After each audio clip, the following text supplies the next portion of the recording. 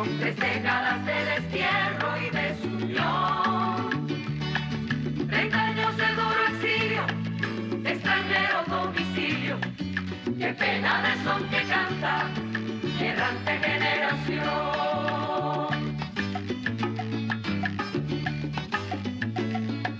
Armados más de esperanza que de metralla.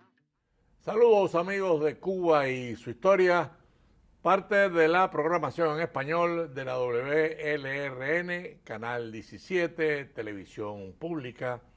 Mi nombre es Alberto Müller y en el día de hoy vamos a tratar de concluir un tema que es inagotable, yo diría que es casi infinito. Me refiero al béisbol cubano. El béisbol cubano es una de las joyas de nuestra cultura y por supuesto de la cultura universal. El deporte enriquece no solamente a los pueblos, sino que los une y obviamente les da un valor que todos de una u otra forma admiramos. En el día de hoy, en el programa anterior, llegamos hasta el cerro, los campeonatos cubanos de béisbol. El origen y el crecimiento del béisbol cubano es parte de la grandeza deportiva de Cuba, porque lo tenemos en el ajedrez, en el florete, en el billar, en fin, Alfredo de Or, tantos deportistas que se han destacado.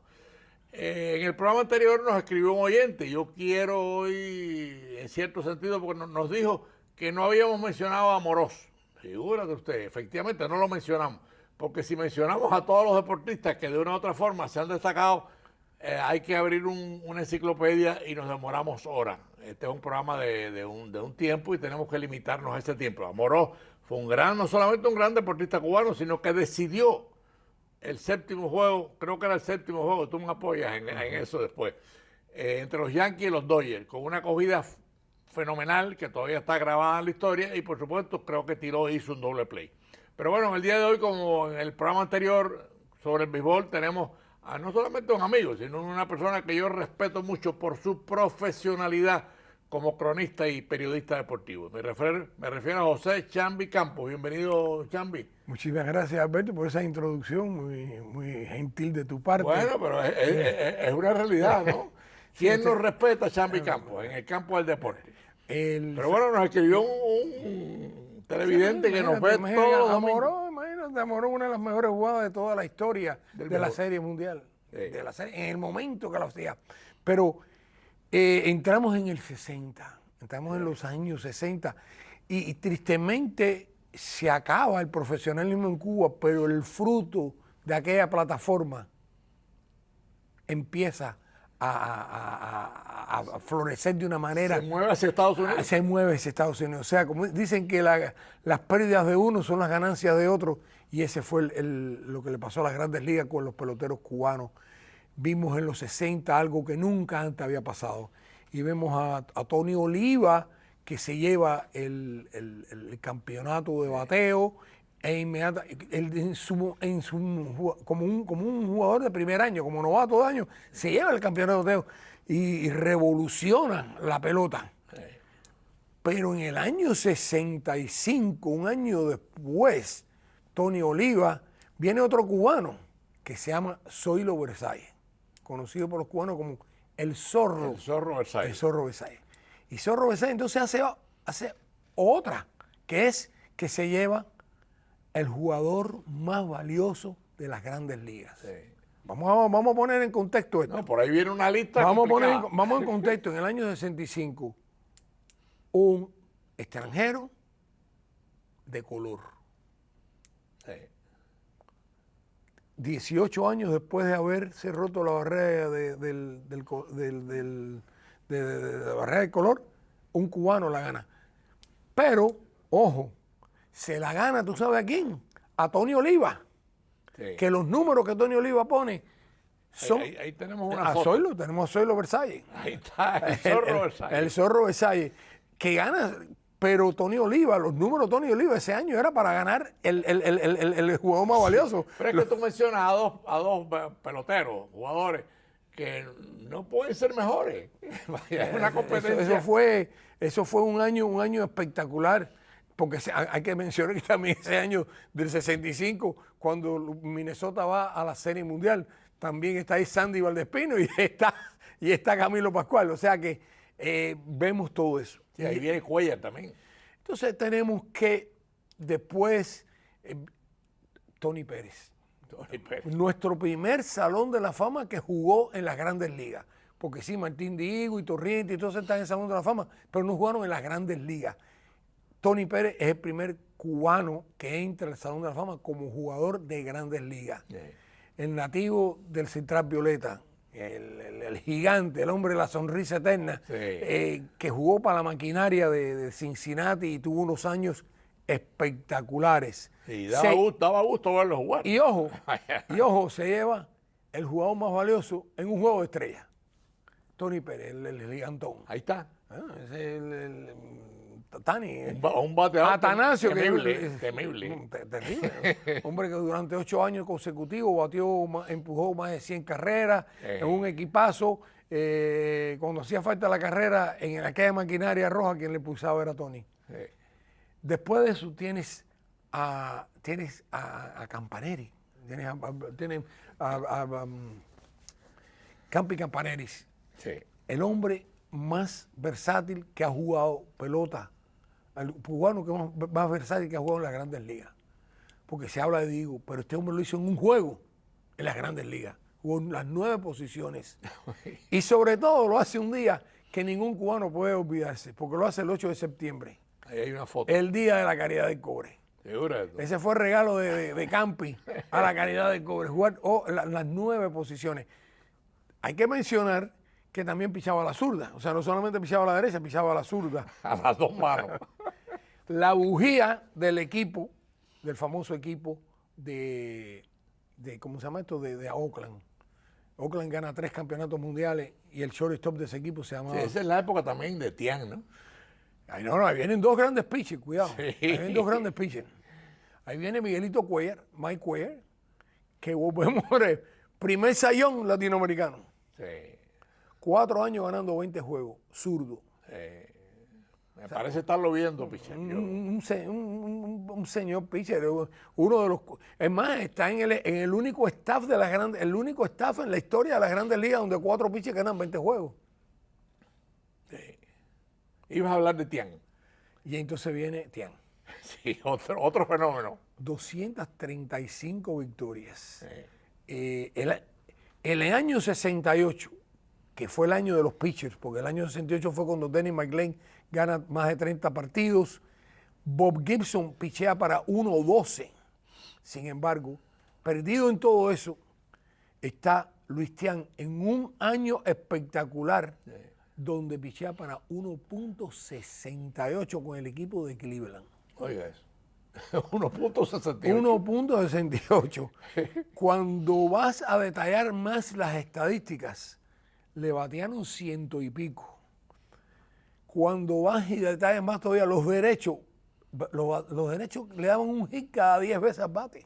Sí. O sea, cada 10, o sea, ahí Sí, está. que era un dolor poderle batear. Sin duda, y debe estar en el Salón de la Fama. Y yo espero que el año que viene, no este año, que el año que viene, cuando él entre con el grupo, le den su merecido. Es más, si yo te digo, Alberto, ¿quién tiene más lechadas? ¿Bob Feller o Luis Tian? El 99% de las personas te van a decir Bob Feller, porque Bob Feller fue un gran pitcher en el tren. Sí. Sin embargo, Tian tiene más. Tian tiene más. Sí. Y lo triste de Tian es que Tian tiene una lesión y tiene que rehacerse de nuevo. Se va a México y regresa. Sí, a los amigos televidentes, compréndanos que no podemos mencionarlos a todos. Porque inclusive en este programa queremos saltar a las Grandes Ligas posteriores e inclusive queremos llegar a la Serie del Caribe para un poco hablar de ella. Pero bueno, vamos a adelantar porque las Grandes Ligas... Y entonces después, también en 70 sale un muchacho que no tiene mucho, no tuvo años en las Grandes Ligas, que es Oscar Zamora. Pero ¿por qué Oscar Zamora se menciona aquí? Bueno, Oscar Zamora es el primer pelotero cubano en el exilio que firma. Vino aquí a High School y firmó, pichó para los Cachorros de Chicago y pichó para Houston. Sí. Le tomó 9 años, pero llegó. Entonces, ya después de eso viene un impasse donde ya el cubano no está saliendo de Cuba. Claro. La pelota cubana se acaba y viene una segunda parte. El cubano dice, bueno, me tengo que ir de Cuba si quiero triunfar. Y empiezan a llegar viejos, porque vamos, ahí está Oscarito Zamora, que es el primero que firma en el exilio después de high school. Sí, pero ahora viene una generación de peloteros. Porque después de eso, no hubo nada. Entonces, rompe la barrera Arocha. Ay, Podemos decir Garvey, pero Garvey vino cuando el Mariel y lo encontró, que es otra historia interesante. Sí, es encontrado en un centro esto de donde mandaron a los cubanos. Ese es Arocha, Arocha, que es el primero que se va y que dice, no, ya viene viejo, pero así todo. Así todo triunfó. Triunfó con los Cardenales de San Luis, como que no. Después de Arocha vienen otros jugadores como Ordóñez, esto y lo otro, pero vienen dos hermanos que sientan una pauta. Sí, marcan una época.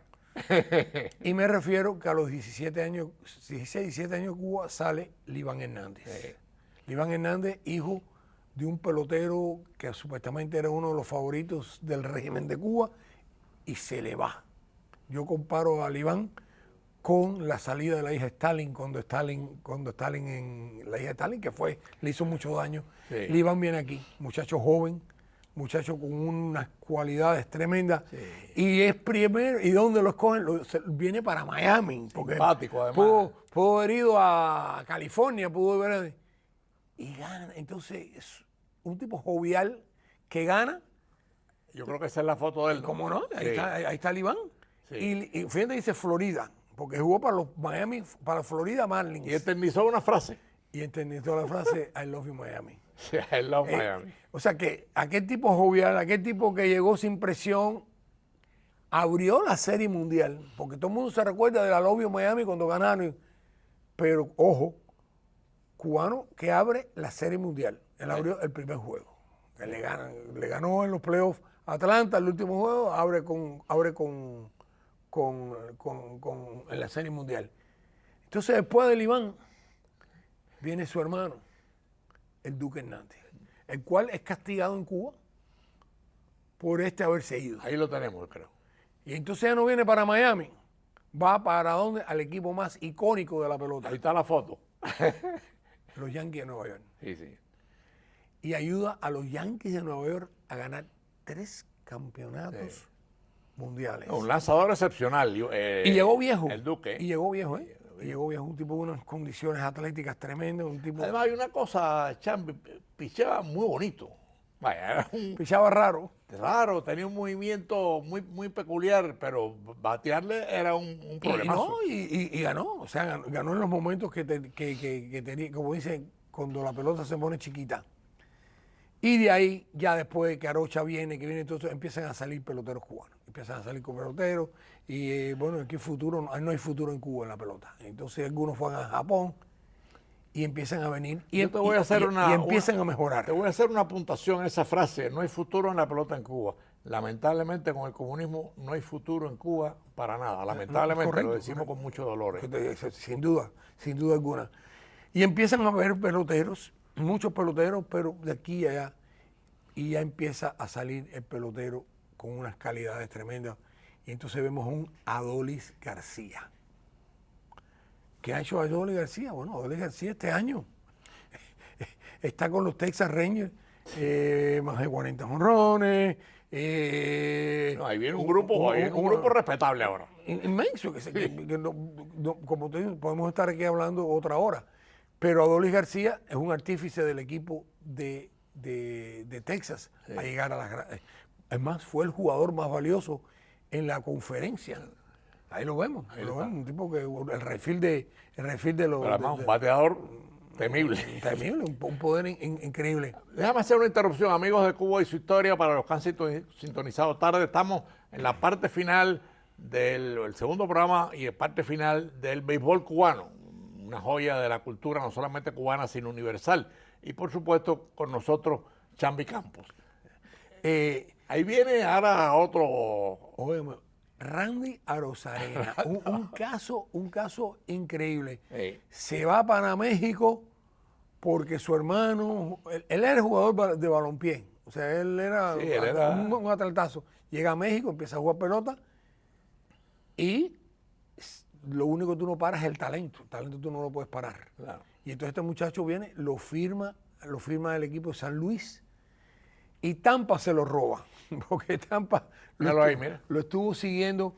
Un Claro. tipo extremadamente alegre. Sí. Se- Bueno, el cubano tiende a ser muy alegre, muy simpático. pero hay algunos que son más reservados. Este no, este es el tipo que cerró una base, cerró un home play. Sí, yo vi ese juego. Es un juego de playoff. Que eso ya, tú dices, esto ya hoy en día no se ve. Sí se ve.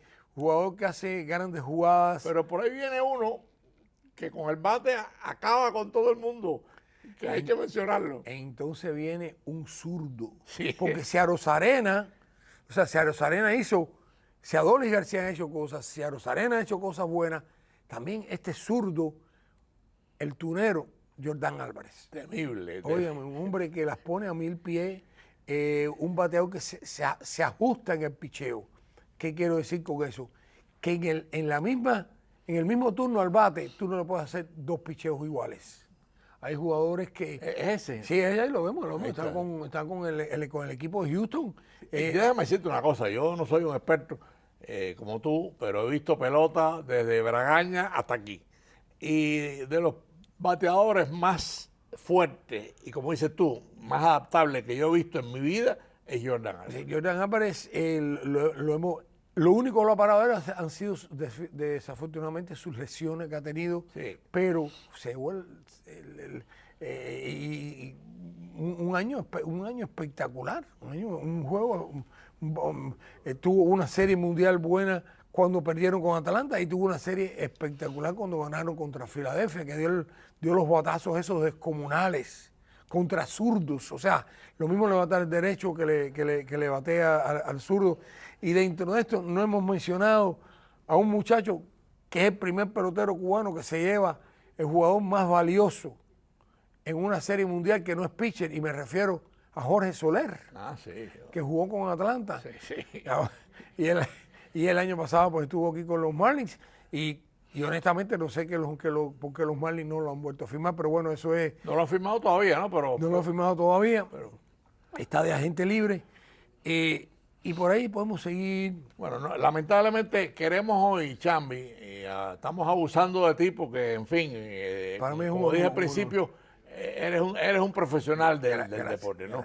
Yo quería aprovechar en Cuba y su historia, hablar hoy un poco de lo que es la Serie del Caribe y por supuesto, lo nace en el cerro, nace en Cuba. Serie del Caribe que va a venir aquí a Miami dentro de 2 semanas. Háblanos un poco de Ok. eso, háblanos un poco de eso. La supremacía de Cuba en la Serie del Caribe es única.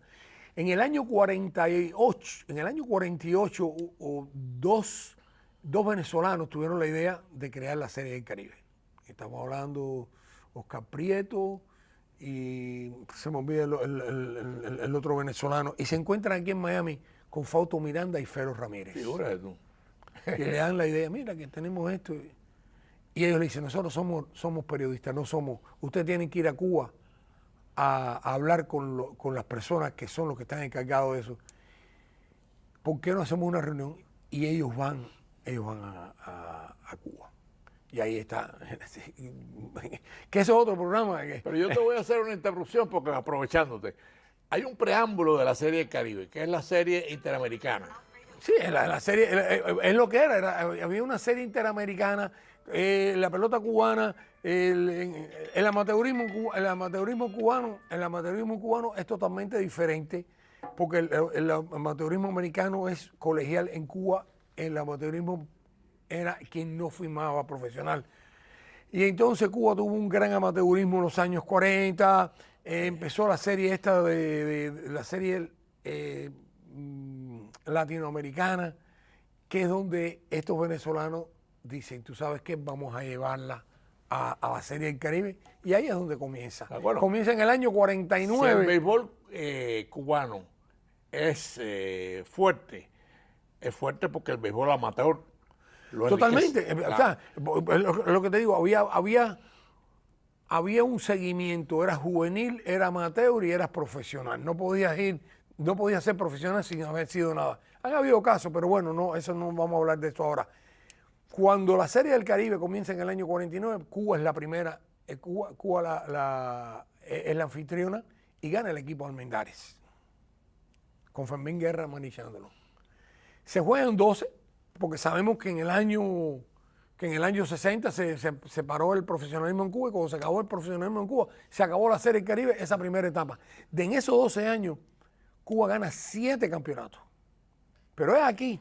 En la primera parte de la serie. Pero esta es la parte interesante. Los 4 equipos cubanos del Champions, el Habana, el Almendares, el Marianao y el Cienfuegos, ganan la Serie del Caribe. ¿Qué te quiere decir eso? Que la serie, que era una competencia durísima cuando los 4 equipos, porque tú ves hoy en día que un equipo mexicano sale y siempre es el mismo equipo mexicano. Los Cangrejeros Santurce, los Cangrejeros Santurce, los Cangrejeros Santurce. En Cuba no, en Cuba salió, los 4 equipos fueron campeones, no solamente los representaron a Cuba, fueron campeones. Y cuando tú te pones a ver los 2 equipos más famosos de Cuba, el Habana y el Almendares, porque si te hablan, fueron los que menos campeonatos ganaron, porque el Almendares, perdón, el Cienfuegos y el Marianao ganan más que ellos. Sí, ganan más. O sea, es algo, una pelota muy fuerte, muy fuerte, muy fuerte. La pelota para, la Serie del Caribe para en ese momento, y Bobby Maduro en el exilio empieza una campaña férrea diciendo, eso en el 70. En los 70, diciendo, señores, no puede pararse, no, pero es que en Cuba no está y no tenemos equipo. Y al final, después de tanto machacar de Bobby y muchas otras personas, pero Bobby era la voz cantante, en el año 70 se reanuda. Le dicen, pero Cuba no está, dice, no importa, vámonos. Y van con 3 equipos. Venezuela, República Dominicana y Puerto Rico, que eran los que originalmente Panamá. México no jugó. En México, no, México entra después. Y esa primera Serie Mundial del Caribe la gana un manager cubano, Patato Pascual. O sea, que ya Patato, ya fíjate, toda esa época, ya lo vimos como pelotero, lo vimos ahora como manager, y gana la Serie del Caribe. Ya después de eso, la Serie del Caribe cubano participó en el año 2014 y la ganó. Sí. Porque decían, o sea que, si la Serie del Caribe, la cual se va a llevar a cabo en Miami, como digo, ahora viene la tercera etapa de la Serie del Caribe. No, la segunda que ha seguido, pero bueno, sí puedes llamarle una tercera, donde va a haber ahora 7 equipos, porque Colombia no quiso venir. Y van a estar los tradicionales México, República Dominicana, Venezuela y Puerto Rico. Y entonces están añadiendo a 3, que es Curazao, Panamá, que regresan. Qué bueno. Y Nicaragua, que se lo merece, porque Nicaragua ha tenido una pelota que se ha ido desarrollando muy buena. Sí. Pelota que, es más, si tú te pones a ver esos equipos que ya Cuba no participa en la Serie del Caribe, tienes a muchachos como Bobby Ramos, que ganó Serie Mundial con Venezuela. Los managers, ahí estamos hablando de Calviño, ahí estamos hablando de Regino Otero, ahí estamos hablando de Patato. Regino Otero no era un gran bate, pero fildeando en primera base, y fue un gran, ¿cómo se llama esto? Fue un gran manager. Fue un gran manager. Y un gran buscador de talento. O sea que hablar de la pelota cubana, y eso que hemos pasado por alto. Hemos dado saltos. No hemos hablado de lo que fue los 10 hombres del Vedado Tenis que compraron en Almendares. No estamos hablando de Bobby Maduro, no estamos hablando de Marito Acosta, no hemos hablado de Pequeño. Hombres que enriquecieron y impulsaron. Que no jugaron pelota, pero sin ellos no hubiera existido este gran béisbol.